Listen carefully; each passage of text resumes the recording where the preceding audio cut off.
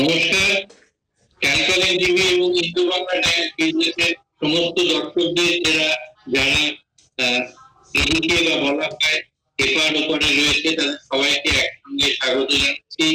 আজকে এমন একটা সময় আমরা এই আলাপচারিতায় এসেছি যখন বাংলাদেশের প্রধানমন্ত্রী শেখ হাসিনা দিল্লিতে কিছুক্ষণ আগে তার সঙ্গে ভারতের যে যৌথ বৈঠক একেবারে শীর্ষ স্তরের শীর্ষ বৈঠক সেটা শেষ। তো এই পুরো যে ব্যাপারটা নিয়ে আমরা আলোচনা করব। আমাদের সঙ্গে আজকে যোগ দিয়েছেন বাংলাদেশ থেকে বিশিষ্ট সাংবাদিক শাহিন বাবু। তিনি একসময় প্রাক্তন এডিটর বাংলাদেশ টিভি, এখন নিজের অসংখ্য মিডিয়ার সঙ্গে তিনি যুক্ত। তার সঙ্গে সৃষ্টিমূলক ও সৃজনমূলক কাজ উনি করেছেন। দীর্ঘদিন ধরে দেশের যেগুলো জিও পলিটিক্যাল ইস্যুজ, ইকোনমিক, এগুলোর প্রতি উনি নজর রেখে চলেছেন এবং প্রিন্ট এবং অডিও ভিজুয়াল মিডিয়ায় সমানকালে এর ব্যাখ্যা বিশ্লেষণ করে চলেছেন। শাহিন বাবু আজকে আমাদের সঙ্গে আলোচনা যোগ দিয়েছেন।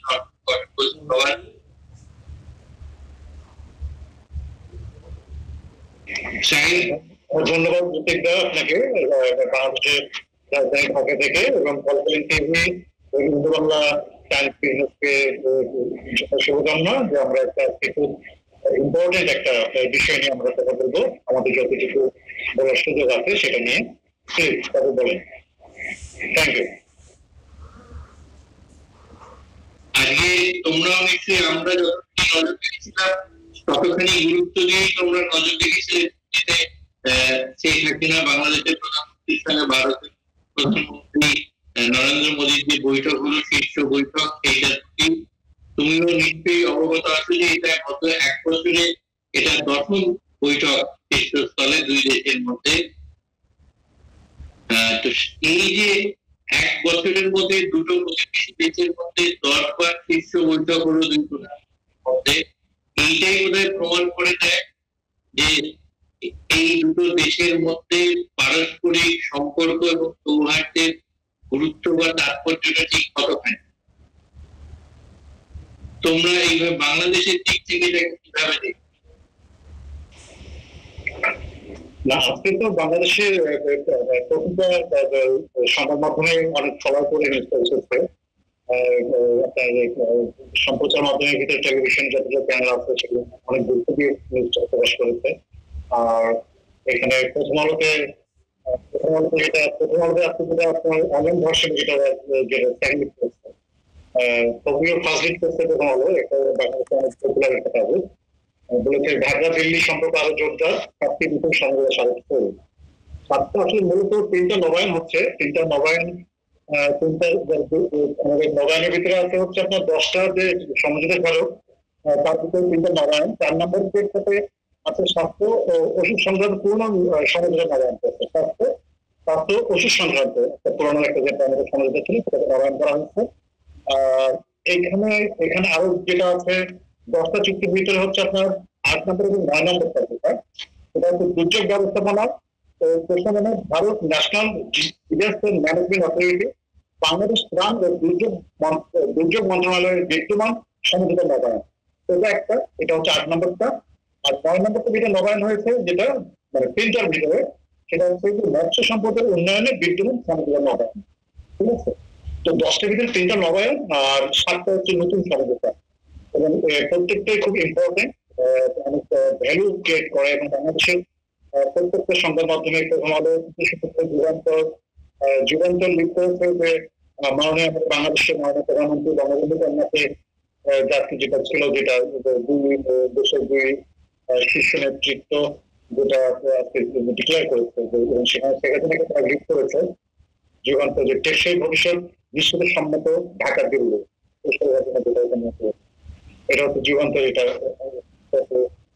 কালের কণ্ঠ বলেছে যে ভারতের সঙ্গে পানি বন্টন নিয়েও আলোচনা হয়েছে প্রধানমন্ত্রী।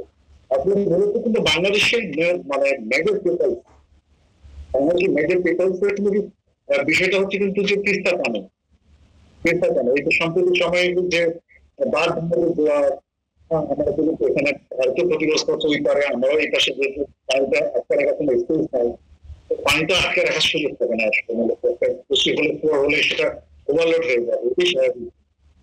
তো এটা বাংলাদেশের কিছু কিছু এলাকা সুনামগঞ্জ থেকে শুরু করে ওই পাশে প্রচুর এখন জলাবদ্ধতা, অনেক বেশি ক্ষতিগ্রস্ত হয়েছে, এখন পানির তলে অনেক ক্যামেল।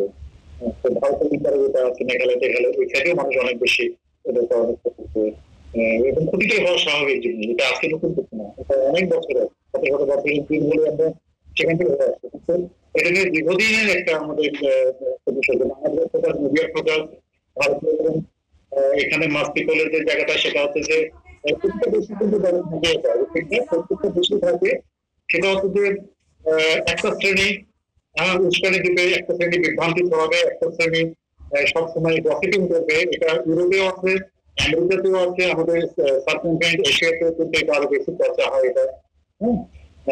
তো এখানে কার কি স্বার্থ আছে সেটা আমরা বলতে চাই না, কিন্তু মূলত যেটা বিষয় সেটা হচ্ছে যে বর্তমানে সর্বশেষ যেটা 10 দিনের ব্যবধানে মাননীয় প্রধানমন্ত্রী বঙ্গবন্ধু কন্যার ভারত সফর এবং নরেন্দ্র মোদীর যে আহ্বান যেটা, এবং সেখানে পররাষ্ট্র সচিব নিজে এসেছে, এসে সেখানে প্রধানমন্ত্রীকে নরেন্দ্র মোদী মহোদয়ের আমন্ত্রণপত্রে হাতে পৌঁছে দিয়ে দিয়েছে। এবং আমরাও এখানে প্রত্যাশা করি যেটা সেটা হচ্ছে যে ভারত আমাদের যে রিলেশনশিপ সরকারের যে চেঞ্জিংটা থাকবে, সরকার আসবে, কখনো কংগ্রেস আসবে, কখনো আপনার বিজেপি থাকবে, কখনো আপনার তৃণমূল আসতে পারে, ভবিষ্যতে কখনো তৃণমূল কংগ্রেস আসতে পারে, বা অন্য কোনো জোটও আসতে পারে। কিন্তু বাংলাদেশের সঙ্গে ভারতের যে ডিপ্লোমেটিক রিলেশনটা যেটা, এই রিলেশনটা কিন্তু কোনোভাবে ক্ষতিগ্রস্ত করার কোনো সুযোগ নয়। আমরা মাতৃ পেলাম, আমরা সাধারণ মানুষ আমাদের আবেগের জায়গা থাকে, আমরা অনেক কথা বলতে পারি, বাট বাস্তবতা যেটা সেটা কিন্তু যারা দেশ চালায় তাদের কাছে এটা কিন্তু অনেক বেশি চিন্তা ভাবনার জায়গা আছে, যে আমাদের মতো আবেগ দিয়ে দেশ চালালে তো আর দেশ চলবে না। এটা সুদীর্ঘ একটা বিষয় থাকে এখানে, এবং বাংলাদেশ একটা পঞ্চাশ অবস্থায় চলে যায় আমাদের মধ্যে।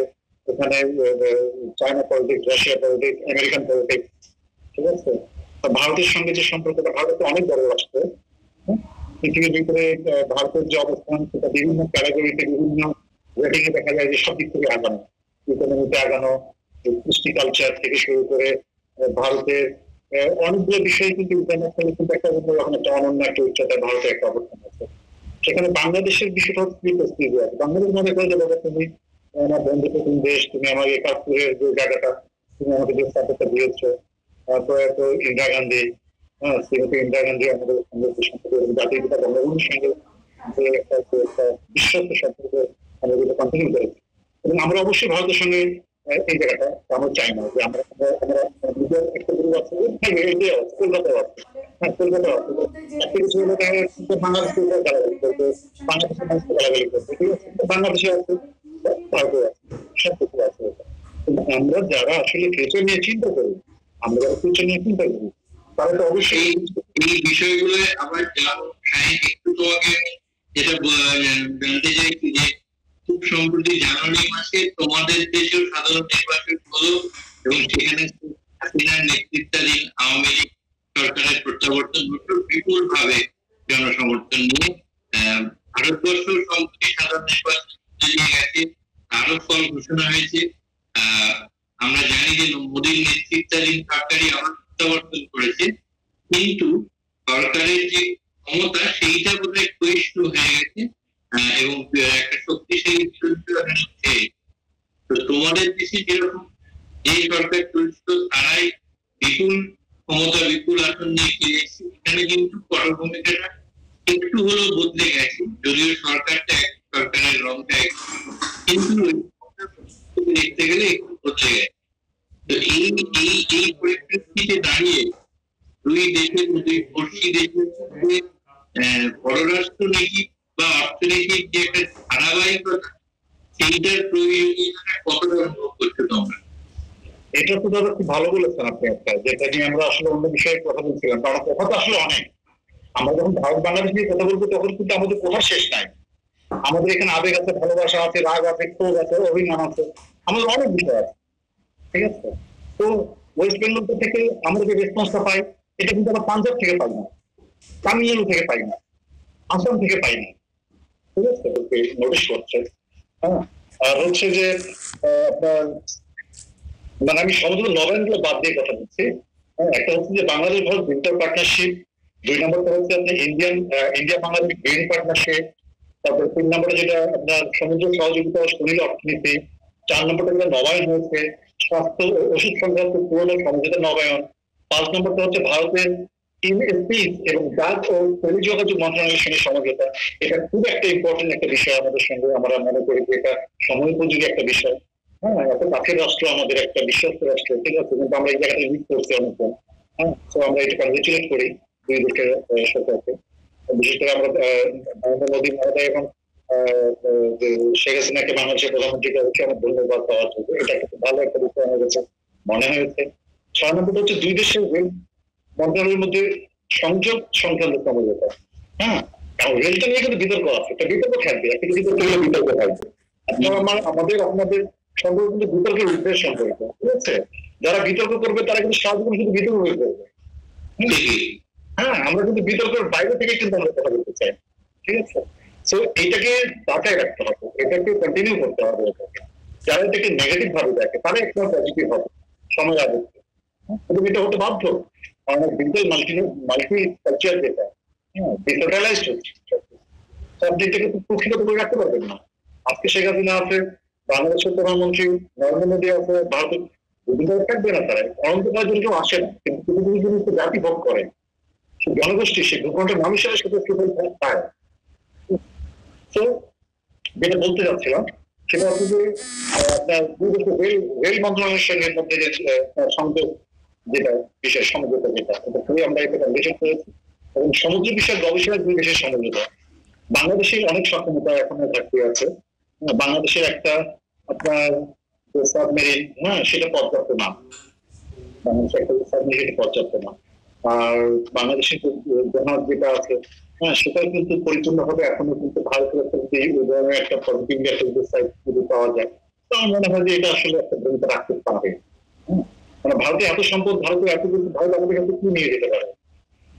ভারতের নিজেরই যতটুকু অ্যাক্টিভ আছে পৃথিবীর ভিতরে একমাত্র হচ্ছে আপনার গ্রিন ডায়মন্ড হচ্ছে, ডিম আপনার হীরা হচ্ছে ভারত হচ্ছে একমাত্র রাষ্ট্র যেখানে বিভিন্ন দেশে আপনার রপ্তানি হয়।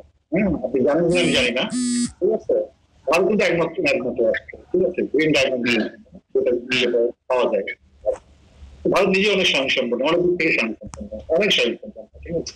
একটা এখানে, হ্যাঁ, ভারতে এখানে বাংলাদেশে 18 কোটি মানুষ আছে, ভারতে এখানে প্রোডাক্ট আসতে পারে, আমাদের প্রোডাক্ট যাচ্ছে, ভারতে যাচ্ছে না, কিন্তু আমাদের এখানে কোনো ধরনের গ্যাপ আছে, আমাদের এখানে কোনো ধরনের দক্ষতার, কোনো ধরনের ক্রিয়েশনটার একটু ঘাটতি আছে বলে আমার কাছে। আরো বেটার ভালো কিছুটা চীনের সঙ্গে তো ভারতের ভালো সম্পর্ক না, কিন্তু তারপরে তো চীনের সঙ্গে তো ভারতের একটা ভালো কম্পিটিশন মার্কেট।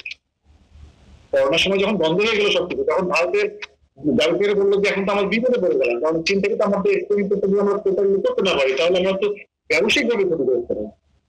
পাকিস্তানের সঙ্গে ভালো সম্পর্ক না, কিন্তু রেল যোগাযোগ তো খুব ভালো, পাঞ্জাব ট্রেন, হ্যাঁ, পাকিস্তানের সঙ্গে তো রেল যোগাযোগ তো ভারতের তো চমৎ রেল যোগাযোগ, ঠিক আছে। আমাদের হচ্ছে কিরকম, আমাদের আসলে জানার জায়গাটা অনেক কম, যার কারণে আমরা কথাটা অনেক বেশি বলি, এবং সেখানে বলতে গেলে অনেক ধরনের অসত্য বলবো না, এটাকে তথ্য জানা না থাকলে বলতে গেলে সেটা আসলে মানুষকে বিভ্রান্ত করে।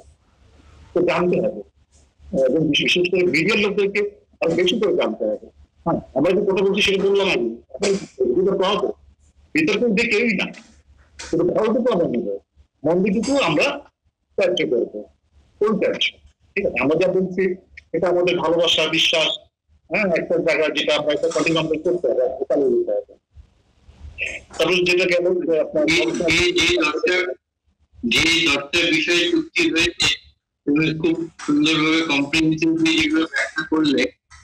এখন এই যে দশটা বিষয়ে চুক্তি হয়েছে তার কেন্দ্রে কিন্তু আমার যেটা দেখতে বা শুনে মনে হচ্ছে যে কানেক্টিভিটি, মানে তুমি সুন্দরভাবে ব্যাখ্যা যাচ্ছিলে দীর্ঘদিন পর্যন্ত এত বছরের দুটো দেশের মধ্যে, দুটো দেশের মানুষের মধ্যে একটা ইমোশনাল কানেক্টিভিটি, এখন সেই ইমোশনাল কানেক্টিভিটিটাই একটা খুব স্ট্রং ফিজিক্যাল এবং ইকোনমিক কানেক্টিভিটি, সেটা সমুদ্র পথে হোক, জলপথে হোক, স্থলপথে হোক বা ডিজিটাল স্পেসে হোক, এইটার প্রতি এটা ভীষণভাবে গুরুত্ব দেওয়া হয়েছে।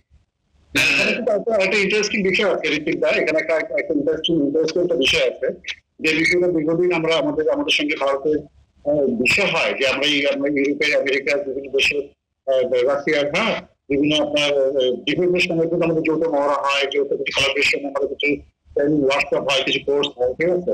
এটা কিন্তু সর্বশেষ যেটা আমাদের ডক্টর যেটা দুটোতে সর্বশেষ যেটা যে কৌশলগত এবং অপারেশনাল খাতে সামরিক শিক্ষা সহযোগিতা defence services staff college, Wellington India এবং Mirpur defence services command and staff কলেজের মধ্যে সমঝোতা, ঠিক আছে। তো এটা কিন্তু একটা খুব একটা ভালো একটা জিনিস, হ্যাঁ, যে 71-এ ভারত আমাদেরকে যেভাবে সংবিধানকে সাপোর্ট দিয়েছে, আমাদের 1 কোটির মতো এখানকার আমাদের ভাইদেরকে তারা আশ্রয় দিয়েছে, সেখানে তারা শেল্টার দিয়েছে, রেখেছে, ঠিক আছে। তো আমাদের কিন্তু খুব সেন্সিটিভ অনেকগুলো জিনিস নিয়ে কিন্তু এতদিন কিন্তু কাজ করা হয় নাই, অনেকগুলো জিনিস নিয়ে কাজ করা হয় নাই। হয়তো আগামীতে আরো অনেকগুলো ইস্যু তৈরি হবে যেখানে আমরা হয়তো কাজ করতে পারবো। এবং আমার মনে হয় যে মিডিয়াটাকে একটু ফ্রি করে দেওয়া হচ্ছে, দুই দেশে মিডিয়াটাকে একটু কাছাকাছি নিয়ে আসা হচ্ছে। এবং নেগেটিভ যেটা কলকাতা দেখা যাচ্ছে যে আমরা দিল্লি থেকে সেটা নেগেটিভ পাই না, কিন্তু কলকাতার যে মিডিয়াগুলো হঠাৎ করে বাংলাদেশের কিছু হলে তারা কিন্তু নেগেটিভ হয়ে যায়, হ্যাঁ, নেগেটিভলি তারা কিন্তু নিউজ ডেলিভারি দিচ্ছে, নেগেটিভলি তারা এখন কি তারা কি পাথর দেখে টানার জন্য, নাকি তারা কোনো ভিউ ক্রিয়েট করার জন্য, নাকি ভাইরাল হওয়ার জন্য, জানি না, ঠিক আছে। এখান থেকে কিন্তু বড় কোনো প্রাপ্তি নাই, হ্যাঁ। আপনি নেগেটিভ করলে কি হবে, আমি নেগেটিভ, তো নেগেটিভ তো ভালো কিছু আসে না, নেগেটিভ কিছু আসে না, এই প্রজন্ম তো কিছু করে না।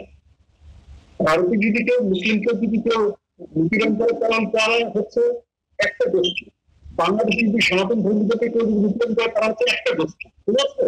এটা কিন্তু ভারতের পুরো জনগোষ্ঠী দায়ী না, এটা কিন্তু বাংলাদেশের পুরো জনগোষ্ঠী দায়ী, তাই না। তো এটা একটা শ্রেণী, ওই শ্রেণীটাকে তো চিহ্নিত করতে হবে, ওই শ্রেণীটাকে তো আমরা তো সবসময় তো এড়িয়ে চলি, তা আমরা তো চাই যে আমরা নির্মূল করতে চাই, ঠিক আছে। তো ধর্ম দিয়ে তো বন্ধুত্ব হবে না, বন্ধুত্ব হবে হচ্ছে একটা মানসিকতা দিয়ে, মানবিকতা দিয়ে, ঠিক আছে। কেউ কখনো ভগবান আল্লাহ নবী উন্নত আপনি আমি কেউ কখনো কাউকে দেখি না, ঠিক আছে। আত্মার শান্তি, প্রশান্তি, আত্মার প্রশান্তির জন্য, ঠিক আছে, আমরা করবো সেটা, সেটা হচ্ছে আমাদের একটা ফিলিং তৈরি করবো, সেটা তো মাধ্যমে সমাধান খুঁজে পাওয়া যায় না। এটা তো একটা অনুভূতির জায়গা, এটা আঘাত করা যাবে না। আপনি যে ধর্মের, আমি যে ধর্মের, একজন যে ধর্মের, ঠিক আছে, কাউকে তার ধর্মটা পালন করতে দেন তার মতো করে, ঠিক আছে। এটা তো জীবন জীবিকার প্রয়োজনে একটা জায়গায় এটা নিয়ে ইস্যু তৈরি করার কোনো প্রয়োজন নেই, ঠিক আছে। মানে বর্তমান সময় তো সেটা না, বর্তমান সময়টা হচ্ছে আমাদেরকে সামনে এগিয়ে দিতে হবে, একটা ভালোবাসার সম্পর্কে, বিশ্বাসের সম্পর্কে ধরে রেখে এগিয়ে দিতে হবে। আমি আপনার সঙ্গে বিশ্বাসঘাতকতা করবো, দুদিন পর আপনি জানতে পারবেন, তখন আপনি আমার সঙ্গে বিশ্বাসঘাতকতা করবেন। বিশ্বাসঘাতকতার বন্ধু বিশ্বাসঘাতকতার ভিতরে আসবে, ঠিক আছে। তো ভালো কিছু করতে চাইলে আমাদেরকে এই যে মাননীয় প্রধানমন্ত্রী নরেন্দ্র মোদীর আহ্বানে এমন ধরনের, হ্যাঁ, 10 দিন আগে গিয়েছে ইন্ডিয়ায়, হ্যাঁ, যখন শপথ গ্রহণ অনুষ্ঠান হয়, এটা রেকর্ড একটা, হ্যাঁ, ভারতে এত দ্রুত দেশে মানে সরকার প্রধান 10 দিন পরে 2 লাখ সফর, এবং খুব চমৎকার কিছু ফিডব্যাক আসছে। এখন তিস্তা দিয়ে আমাদের কিছু বিষয় আছে, ওইখানে ভারতের কিছু গভর্নমেন্ট আমরা পেয়েছি, এটা যদিও অফিসিয়ালি ইতিহাস সেগুলো হয় নাই, ঠিক আছে, কারণ বিষয়টা তো যদি এখানে মমতা দিদি চাইতো থেকে, ঠিক আছে, তাহলে হয়তো একটা বিশ্লেষণ পরিষ্কার করা যেত, ওইখানে একটা বাসা হয়ে আছে। কিন্তু সেন্ট্রাল গভর্নমেন্ট তো আসলে এখন পর্যন্ত তো আমাদের বাংলাদেশের সেন্ট্রাল গভর্নমেন্টের সঙ্গে তো একটা কোলাবোরেশনে কাজ করছে। এখন প্রাদেশিক সরকার যদি ডিস্টার্ব করে বা যদি নেতিবাচক হয়, সেগুলো সময় দিতে হবে, কিন্তু অস্থির হবে না, এটা হাতের মোয়া না। বললাম আপনাকে বললাম যে কিন্তু কাজে চলে আসেন, তো আপনি প্রেসিডেন্ট চলে আসবেন, আমাকে বললেন আমি চলে গেলাম, সে এমন না। পররাষ্ট্রনীতি একটা রাষ্ট্রের ধৈর্য দিতে হবে, এটা জন্য সময় দিতে হবে, ঠিক আছে। আমাদের যে জায়গাটা সেটা হচ্ছে যে শেখ হাসিনার একটা জাস্ট একটা দুটো লাইন করে শোনাই। নরেন্দ্র মোদী মহোদয়ের সঙ্গে যখন সমাবেশ ভারত সবকিছু সম্পন্ন হয়েছে, তাদের বলছে যে আজ আমাদের দুই পক্ষের মধ্যে অত্যন্ত ফলপ্রসূ বৈঠক হয়েছে।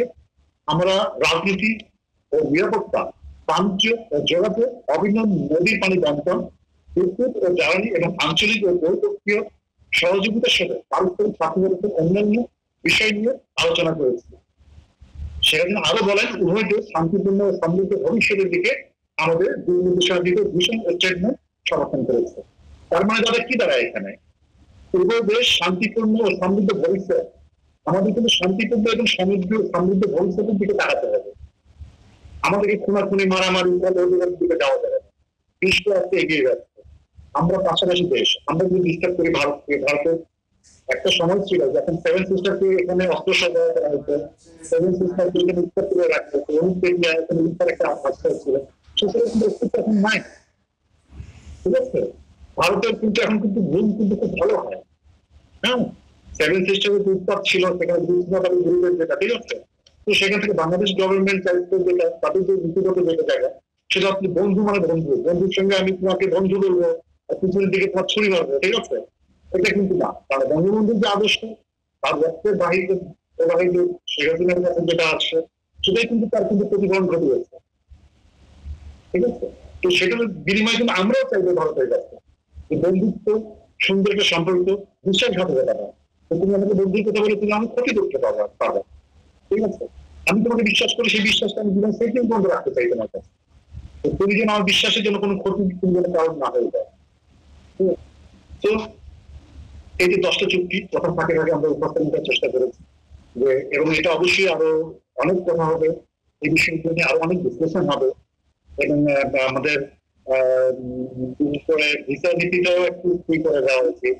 ভিসা যেটা বিদেশ থেকে মানুষের কাছে বিভিন্ন ইস্যু নিয়ে আমরা যাই, আমাদের আত্মীয় স্বজনরা সেখানে আছে, আমাদের চিকিৎসার জন্য যেতে হয়, আমাদের পর্যটনের জন্য যেতে হয়, আমাদের অনেকগুলো ইস্যু আছে। ভারত থেকেও মানুষজন আমাদের বন্ধু বান্ধবরা দেশে আসে, ঠিক আছে, কাজ করে, চাকরি করে, বিভিন্ন ব্যবসা বাণিজ্য করে, এখানে অনেক ধরনের কেমিস্ট্রি আছে। তো আমরা প্রত্যাশা করবো যে ভারতে বাংলাদেশের জন্য ভিসার জায়গাটা কঠোর নীতিগুলো সেই জায়গাটাকে একটু ফ্রি করে দেয়, হ্যাঁ, এবং ক্যাটাগরিটা নির্ণয় করে দেয়। যারা পেশাজীবী মানুষ, ব্যবসায়ী, সাংবাদিক, উকিল, আপনার বিভিন্ন পেশায় আছে, চিকিৎসক, ঠিক আছে, হ্যাঁ, ফ্রিল্যান্সিং করে, বিভিন্ন পেশায় যারা আছে, যাদেরকে মানুষ চেনে, সোসাইটিতে যাদের ভ্যালু আছে, তাদের ভিসাগুলোর ব্যাপারগুলোতে নাকি ফ্রি করে দেওয়া হয়। ঠিক আছে, আপনি যেন 1 ঘন্টা নোটিশ দিবেন, আপনি যেন ইন্ডিয়া থেকে ভিসা লাগাই যেন চলে আসতে পারেন বাংলাদেশে।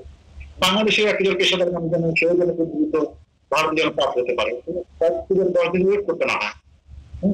কারণ এটা হচ্ছে যে একটা সম্পর্ক যে জায়গাটা, সেটা শুধু মুখে বললে হবে না, সেটা প্রমাণ করে দেখাতে হবে।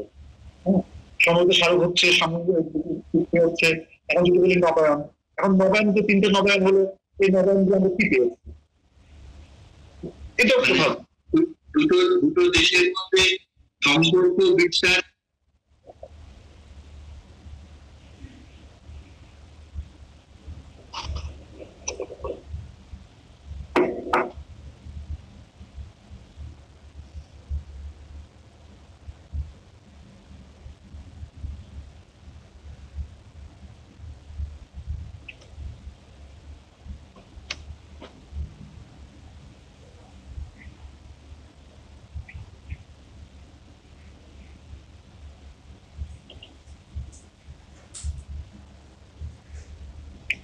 অডিওটা কেটে গেছে, অডিওটা, হ্যাঁ, অডিওটা সমস্যা হচ্ছে,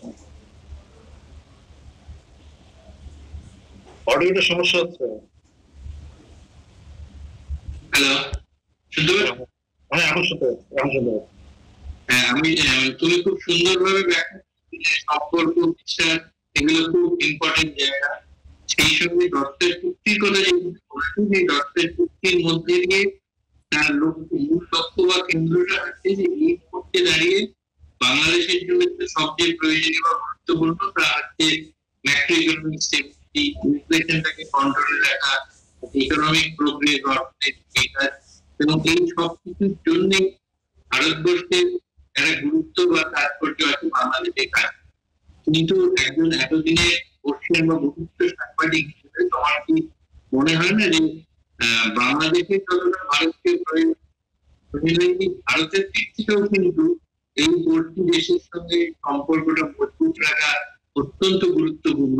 কারণ আরো কয়েকটি প্রতিবেশী দেশ আছে, তাদের সঙ্গে যে ওভারঅল জিওপলিটিক্যাল সিচুয়েশন, সেইটাকে নিজেদের অনুকূল রাখার জন্য ভারতের থেকে বাংলাদেশের সঙ্গে সম্পর্ক রাখা অত্যন্ত গুরুত্বপূর্ণ। এখানে বাংলাদেশের সঙ্গে ভারতের সম্পর্কটার ক্ষেত্রে তো এখানে কোনো বিকল্প নাই, এখানে কোনো বিকল্প নাই।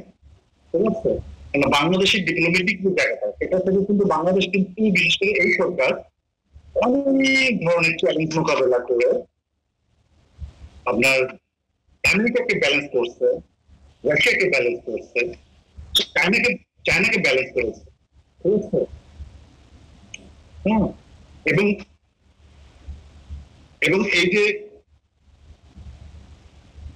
যে ব্যালেন্স করার জায়গাটা, ঠিক আছে, এই ব্যালেন্স করার জায়গাটা কিন্তু হচ্ছে সবচেয়ে বড় মুন্সিয়ানা। এই ব্যালেন্স করার জায়গাটা সবচেয়ে বড় মুন্সিয়ানা এই জন্য যে ভারতকে ঠিক রেখে কিন্তু সবাই কিন্তু একটা কোলাবোরেশনে কিন্তু বাংলাদেশ সার্কেলিং করতে হয়েছে, ঠিক আছে।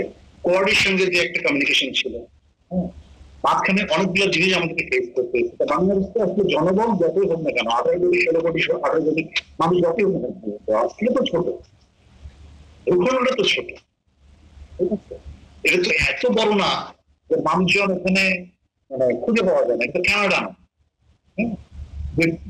আপনার 2 কোটি মানুষ 3 কোটি মানুষ, হ্যাঁ, বাংলাদেশের 6 গুণ মানে অনেক বড় একটা কান্ট্রি একটা। তো চতুর্দিকে ভারত, সর্বোচ্চ ভারতের সবচেয়ে বড় বর্ডার হচ্ছে বাংলাদেশে সীমা, ঠিক আছে। তো এখানে দীর্ঘদিনের যে একটা সম্পর্ক, এবং এটা হয় কি ঐতিহাসিক ভাবে যদি আমরা বলতে চাই, তাহলে এখন না বর্ডার হয়ে গেছে, কিন্তু একটা সময় যখন বর্ডার ছিল না, বর্ডার হয়েছে তো 52 বছর, তাই না? হ্যাঁ, বর্ডার হয়েছে 52 বছর, তাহলে তো বর্ডার ছিল না। কত বছর, 1000 বছর তো বর্ডার ছাড়াই ছিল। তো সম্পর্কগুলো তো এখন তো যখন সীমান্তে ভাগ বসে, সীমান্তে যখন ভাগ বসে, দুই দেশের কিছু কিছু আমাদের আছে, হ্যাঁ, সীমান্তে ভাগ বসে, ভাগগুলো কিন্তু দুই দেশে তারা সে কান্নাকাটি করে, তাদের আত্মীয়তা, তাদের পণ্য তারা মানে শেয়ারিং করে, হ্যাঁ, অনেকগুলো দৃশ্য আমরা দেখি। আমি কিছুদিন আগে, বছর কয়েক আগে আমি ছিটমহলের ভিতরে অনেকগুলো ছিটমহল, এবং আমি একটা ভিডিও করেছিলাম এটার ভিতরে ছিটমহলে। এটা একটা চ্যালেঞ্জিং বিষয় ছিল। ছিটমহলের রোমান ল্যান্ড নিয়ে আমাদের যে একটা প্রোটোকল ছিল আপনার মনমোহন সিং এর সময়, প্রোটোকল ছিল একটা, ঠিক আছে। পরবর্তী সময় কিন্তু নরেন্দ্র মোদী এবং শেখ হাসিনা কিন্তু এটাকে বাস্তবে রূপদান করেছে, এবং তারা এখন স্বাধীন বাংলাদেশি ভূখণ্ডের মানুষ, এবং যারা ভারতের গভর্নমেন্টের যে জায়গাগুলো এখন ফ্রি করছে, তারা এখন ভারতের অনেকে চলে গেছে, অনেকে হয়ে গেছে। তো এটা কিন্তু ক্লিয়ার একটা, এটা কিন্তু বর্ডার নিয়ে কিন্তু ওয়ার্ল্ডে কিন্তু অনেক ধরনের বড় ধরনের কিছু ইস্যু থাকে। বাংলাদেশ ভারত কিন্তু এই ইস্যুটা এখন কিন্তু জিরো, একদম জিরো লেভেলে চলে গেছে, যে আমাদের এখানে আর কোনো ছিটমহল না, নো ম্যানস ল্যান্ড নাই, ঠিক আছে। এটা তোমার জায়গা, এটা আমার জায়গা। তো আমাদের তো অনেক বড় বড় অ্যাচিভমেন্ট আছে। এখন তিস্তা পানিটা বন্ধনটা মুখের কথা না, বললাম আর হয়ে গেল এক রাতে, ঠিক আছে। এটা নিয়ে আরো অনেক গবেষণার ব্যাপার আছে। এটা নিয়ে বাংলাদেশকে পরিপূর্ণভাবে ভারত স্যাক্রিফাইস করতে পারবে না, এটা সত্যি কথা। হ্যাঁ, পরিপূর্ণভাবে স্যাক্রিফাইস করতে গেলে ভারতের ক্ষতি হবে, ভারতের এই টাইমটা নিয়ে ভারতকে বুঝতে হবে। ভারতের জনগোষ্ঠী তার ভূখণ্ডে তার ফসল নষ্ট করে সে বাংলাদেশকে বাঁচাবে না। এখন বিকল্প কি পন্থা হতে পারে, যে বলতে ব্যান করবে তিস্তা পারে এখানে একটা বড় ধরনের, এবং চীন এখানে বড় ধরনের লজ্জার একটা ইনভেস্টমেন্টে দিতে চলছে, নগরায়ণ হবে, এখানে বিশাল একটা জায়গা তারা পানি স্টক করবে। এটা নিয়ে কথা হচ্ছে এখন ভারতের সঙ্গে, ভারত এখন ইন্টারেস্টেড, ঠিক আছে। তো চীন এবং ভারত সেই জায়গা থেকে ফার্স্ট প্রায়োরিটি পাবে হচ্ছে ইন্ডিয়া, যদি সেই জায়গাটা হয়ে থাকে, ঠিক আছে। ফার্স্ট প্রায়োরিটি পাবে ইন্ডিয়া। ইকোনমিক্যালি আসলে চীন যেভাবে ইনভেস্টমেন্ট গুলো করে, ভারতের পলিসিটা ডিফারেন্ট, ভারতের পলিসিটা ডিফারেন্ট। চীনের মতো করে ভারত পারবে না করতে। কেন পারবে না? কারণ ভারতের হচ্ছে ইকোনমিটা একটু মাল্টি ইকোনমি।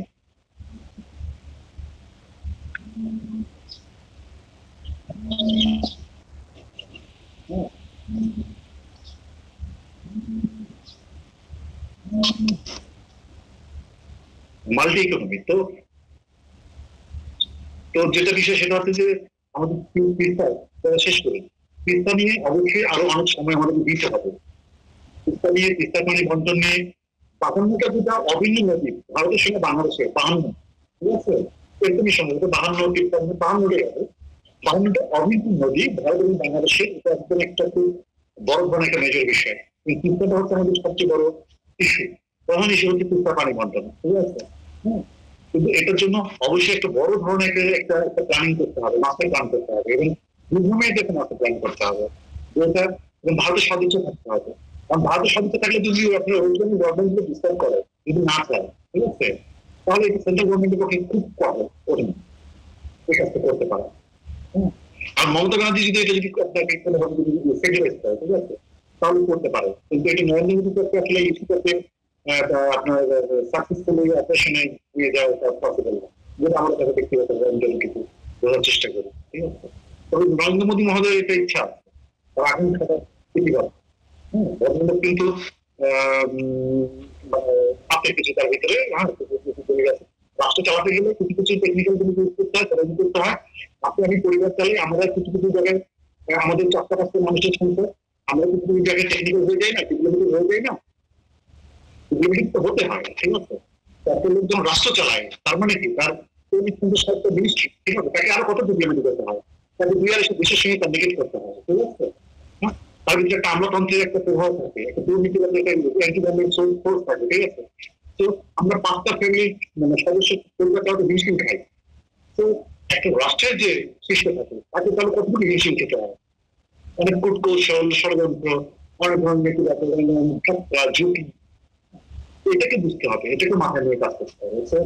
আমরা বলে থাকি যে এটা পারে না কেন, এটা করে না কেন, তার জন্য বাংলাদেশ সরকারের যে সদিচ্ছা, যে আকাঙ্ক্ষা, মানুষের যে আকাঙ্ক্ষা, এটাকে গভর্নমেন্টকে এইভাবে একটা করতে হবে, এবং এটা যেন আলাদা মনে হয় একটা আলাদা করে একটা সেল করে আলাদা একটা আলাদা একটা উইং ডেভেলপ করে দেওয়া উচিত।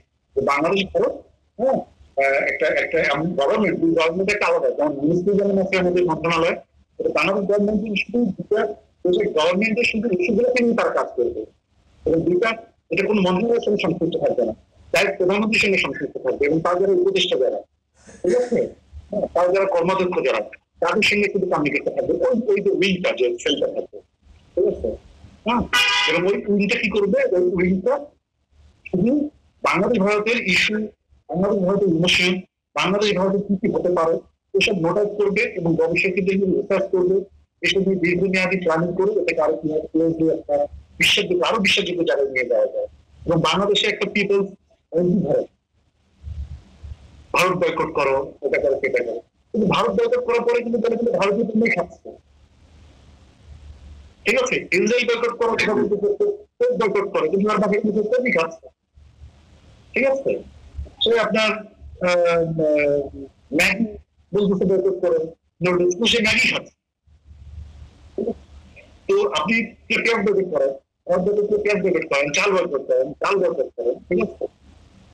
আপনি যে এখানে উৎপাদন করেন, আপনাকে তো বুঝতে হবে ভাই, বাস্তবতা বুঝতে হবে। আপনি শুধু একটা ফেসবুকে এসে বলে দিয়ে আপনি 10,000 ভিউ নিয়ে আপনি 20 টাকা ইনকাম করে চলে গেলেন, ঠিক আছে, কিন্তু আপনার বাসায় কিন্তু আপনি ইন্ডিয়ান পণ্য খাচ্ছেন, বাসায় আপনি রাশিয়ান পণ্য খাচ্ছেন, বাসায় আপনি, হ্যাঁ, তো এসব তো আসলে একটা মানে এক ধরনের এসব হচ্ছে ভাইরাল হওয়ার প্রবণতা, এবং হ্যাঁ, যারা এইসব কথা বলে তাদেরই কিন্তু বাসায় দিয়ে আপনি চেক করেন, হ্যাঁ, দেখবেন তাদের বাসায় কিন্তু এইসব বিষয় পণ্য কিন্তু আসা,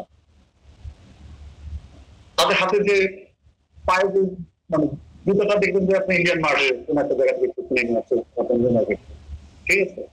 তো আমরা আসলে একটা পরিষ্কার জায়গা যেতে চাই, আমরা একটা পরিষ্কার জায়গা যেতে চাই, ওই জায়গাটা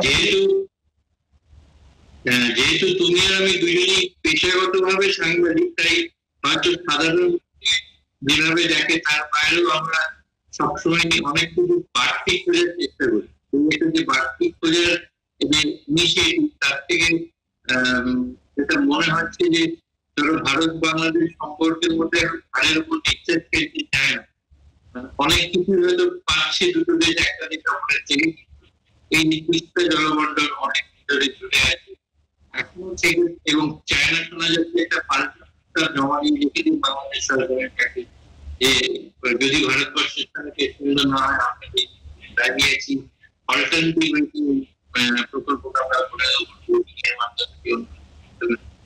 সিমিলারলি থেকে থেকেই একটা বাংলাদেশে ভারতীয় পণ্য মার্কেটের কাজে ডিস্ট্রিক্ট ইনসিডেন্ট এক একটা পকেটে হয়, কিন্তু এই যখন দেশের একেবারে শীর্ষস্তরের নেতাদের মধ্যে একটা এই ধরনের সামিট পায়, তখন এই বিষয়গুলো কিন্তু আলাপ আলোচনাকে সমাধান সূত্র করে সময় এসছে বলে তোমার মনে হয়? আসলে হয়ে গেছে কিরকম, আমরা যদি কি পয়েন্টে যাই, মূল যে জায়গাটা ব্যাপার, আমি কর্মী প্রসঙ্গ থেকে তবে আসি এই জায়গাটা, সেটা হচ্ছে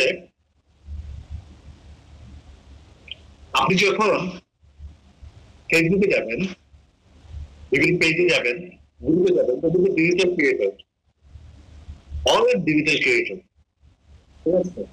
সবাই কিন্তু ডিজিটাল ক্রিয়েটর। তো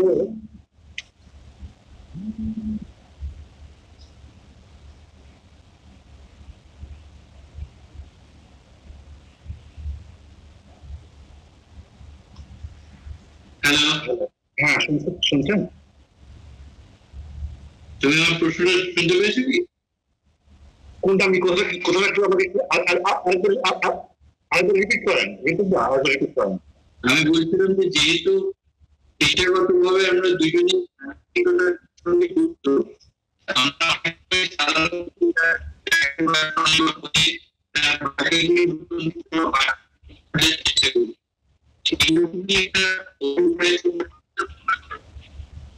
দশটা চুক্তি খুবই ভালো নেই, কিন্তু এর বাইরেও একটু জনগণকে নিয়ে একটা একেবারে অনেকদিন ধরে একটা দাবি এগুলোকে একটু সন্তুষ্টির জায়গা থাকতো, দলীয় খুবই আমাদের সেই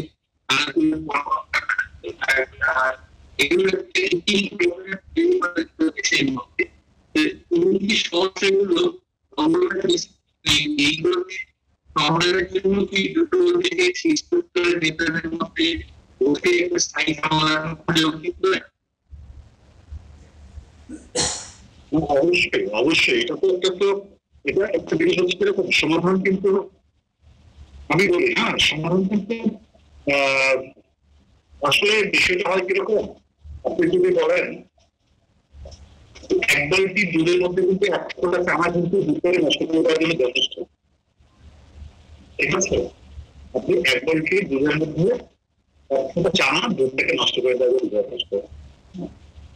আমাদের যে ফিলিংস, আমাদের যে রিলেশন, আমাদের যে কমিউনিকেশন, ঠিক আছে, এটা তো আমাদের থাকবেই, এটাকে তো বিশ্বাস করার মতো কেউ নাই যদি আমরা যদি নিজেদের বলতে না হই তখন, ঠিক আছে? আর একটা জায়গা হচ্ছে কিরকম যে দুটো রাষ্ট্র সরকার যত কাছাকাছি কৃষকদেরকে তত বেশি সহনশীল হতে হবে, সাধারণ মানুষদেরকে তত বেশি সহনশীল হতে হবে, ধৈর্যশীল হতে হবে, কিন্তু এটা আপনি আমি পারবো না, কিন্তু আমাদের এটা ক্যাম্পেইনের মধ্যে একটু থাকতে হবে, আমাদের একটা ওই রিলেশন জায়গাটাকে সম্মানের জায়গা ধরে রাখতে হবে। এখন ভারত বাংলাদেশের গভর্নমেন্টের সঙ্গে অনেকগুলো চুক্তি হচ্ছে, তাতে আপনার আমার কি যায় আসে? আপনি যদি মোটা তাকে বলেন তাহলে আপনি আমাদের কি যায় আসে? আপনার আমাদের জীবনযাপনের যদি কোনো পরিবর্তন আসবে, কেন আসবে? 10টা না 10,000 চুক্তি হলে তো আপনার আমাদের পরিবর্তন আসবে না। সরকার তো সরকার, গভর্নমেন্ট তো গভর্নমেন্ট, জি টু জি, ঠিক আছে? একটা কাজ করতে একটা স্বাচ্ছন্দ্য আসবে, গভর্নমেন্টের কাছ থেকে স্বাচ্ছন্দ্য আসবে, তাদের কমিউনিকেশন ডেভেলপ হবে। এখন আমাদের একজন এমপি ভারতে হত্যা হয়েছে, তাকে নিখোঁজ হয়েছে, হ্যাঁ যাই হয়েছে, কিন্তু যদি কন্ডিশন থাকতো তাহলে কি হতো? এটা কিন্তু আমি দ্রুত গতিতে কিন্তু আমরা সমাধান করতে পারতাম। আমাদের দেশে অনেক ক্রিমিনালকে কলকাতা আশ্রয় নেয়, ঠিক আছে? তো তাদেরকে আমরা নিয়ে আসতে পারি না, তাদের কি করতে হবে? টিকে হালদার ওইখানে এখন সে বলে, ঠিক আছে?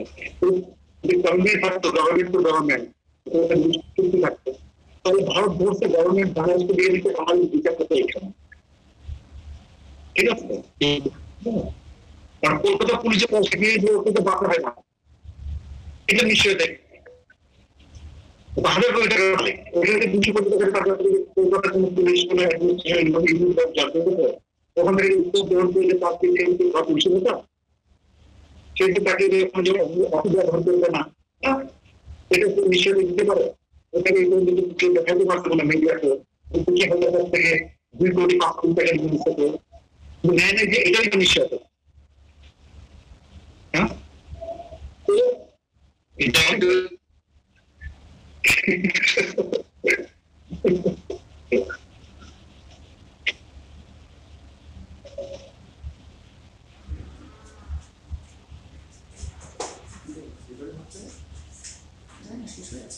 শোনা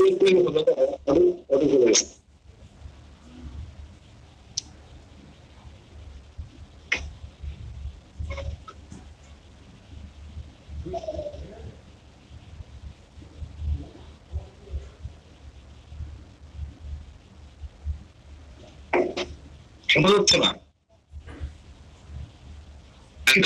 কিছু কিন্তু এখন শুনছি, তখন কিছু শুনি নাই, কি বলছিলেন? এখন শুনছিলাম, কিন্তু এরা কি বলছে কিছু শুনি। হ্যাঁ, এখন শুনছি। হ্যাঁ, গুরুত্বপূর্ণ এবং এইগুলোর একটা অপরাধ দমন দুটো দেশের মধ্যে পারস্পরিক বোঝাপড়া সম্বন্ধে করেছেন, এইটাকে বাড়ানো অত্যন্ত জরুরি, এই কোনো সন্দেহ অবকাশ নেই। তবে এই মুহূর্তে দাঁড়িয়ে সেইখানে আজকে যে অর্থনীতি স্বাক্ষরিত হলো সেটা নিশ্চয়ই একটা অত্যন্ত পজিটিভ বা পজিটিভ ডিরেকশন, একটা মুভমেন্ট। আমাদের যেটা মনে হয় যে ওই আবার দুটো দেশের মধ্যে আলোচনায় রবীন্দ্রনাথ ফিরে আসে, তাই কি পাইনি তার হিসাব মেলাতে মনোহর রায় রাজি।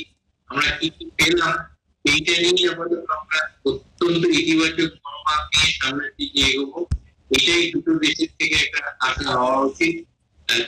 আমরা এতক্ষণ আমাদের সঙ্গে ছিলেন বাংলাদেশের অত্যন্ত একজন খ্যাতনামা এবং পরিচিত তাহিম বাবু, যিনি আমাদের ইন্দো বাংলা টাইমসের বাংলাদেশ সম্পাদক। তাহিম, তোমাকে অসংখ্য অসংখ্য ধন্যবাদ। তোমার এই এতদিনের অভিজ্ঞতা সমৃদ্ধ বিশ্লেষণ করলে আমাদের সবাই সমস্ত দর্শকদের জন্য, এবং এতখানি সময় দিলে আমরা এই এবং দুই দেশের পারস্পরিক সম্পর্ক করে আরো ইতিবাচক দিকে এগিয়ে নিয়ে যাওয়া তা নিয়ে আমাদের আলোচনা বিভিন্ন পর্যায়ে চলতেই থাকবে। আশা রাখবো আবার তোমাকে পাবো আমাদের সঙ্গে এই আলোচনায়, এবং আরো বেশি প্রতিনিধি আরো বেশি নিয়ে আমরা আলোচনা করবো, যাতে আমাদের দর্শকরা সমস্ত বিষয় নিয়ে অবগত এবং অবহিত হতে পারে। আজকে আমাদের সঙ্গে যোগ দেওয়ার জন্য অসংখ্য ধন্যবাদ।